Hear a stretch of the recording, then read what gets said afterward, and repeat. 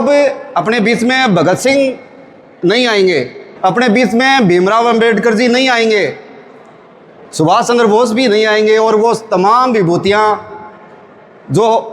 इस देश दुनिया को, इस मानवता को बहुत कुछ देकर के चली गई, वो हमारे बीच नहीं आएंगी। लेकिन उनके जो विचार हैं उनको पढ़ करके, उनको समझ करके हम अपना एक सामाजिक दायित्व है सुंदर ढंग से निभा करके, और हम उनके सपनों को एक गति दे सकते हैं, उनके सपनों का भारत बना सकते हैं, उनके सपनों की एक दुनिया बना सकते हैं। और आज अपन सब स्कूलों में जा करके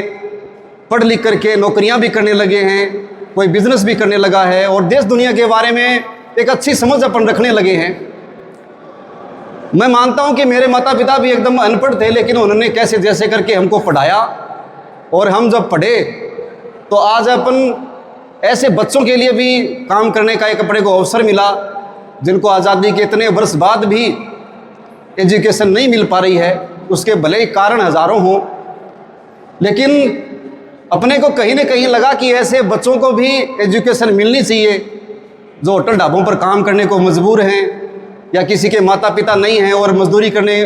उनकी एक मजबूरी बन जाती है, या कहीं स्टेशन पर भीख मांग रहे हैं या कचरा बीन रहे हैं। तो आज से 10 साल पहले पुलिस लाइन में ही ऐसे 5-4 बच्चे आए, और उनको लगा कि ऐसे बच्चों को भीख देने की बजाय पर इनको थोड़ी सीख दें तो ये हो सकता है इनके जीवन में ज़्यादा कारगर रहेगी। बिल्कुल छोटी सी सोच के साथ, एक साक्षर करने के उद्देश्य से, और पुलिस लाइन के पास में ही 5-4 बच्चों को पढ़ाने की एक शुरुआत की थी। उस दिन नहीं पता था कि आने वाले समय में अपन ऐसे बच्चों के लिए कोई आवासीय पाठशाला या एक बड़ी पाठशाला या हज़ारों बच्चों को जोड़ने की कोई सोच अपनी बन पाएगी, ऐसा बिल्कुल भी ख्याल नहीं था। लेकिन 5-4 बच्चों से शुरुआत हुई, और आप तमाम भाई बंधुओं का, इस सोशल मीडिया का खास करके बड़ा शानदार योगदान रहा।